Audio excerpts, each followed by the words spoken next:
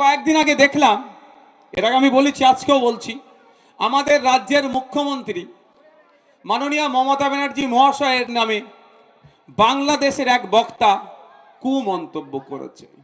আমার সাথে মমতা ব্যানার্জির রাজনৈতিক মতাপার্থক্য আছে, থাকবে, কারণ মমতা ব্যানার্জি চোরগুলোকে প্রশ্রয় দিয়েছে আর আমরা চোর মুক্ত সমাজ ব্যবস্থা চাইছি। ফলে দুজনের আদর্শ এক হতে পারে না, দুজনের মত এক জায়গায় হবে না, সব সময় মতাদর্শগত সংঘাত লেগেই থাকবে। কিন্তু end of the day Mamata Banerjee আমাদের মুখ্যমন্ত্রী, আমাদের রাজ্যের মুখ্যমন্ত্রীকে নিয়ে যে বাজে মন্তব্য বাংলাদেশের এই বক্তা করেছে, আমি পশ্চিম বাংলা থেকে, ভারতবর্ষ থেকে বাংলাদেশের এই বক্তাকে ধিক্কার নিন্দা জানাচ্ছি। ওই বক্তব্য প্রত্যাহারের জন্য এখান থেকে বার্তা দিচ্ছি। সাথে সাথে আমার ভারত সরকারকে বলছি, আপনি বাংলাদেশের ইন্টেরিয়াম গভর্নমেন্টের মাধ্যমে ওই বক্তার কাছ থেকে জবাবদিহি করুন।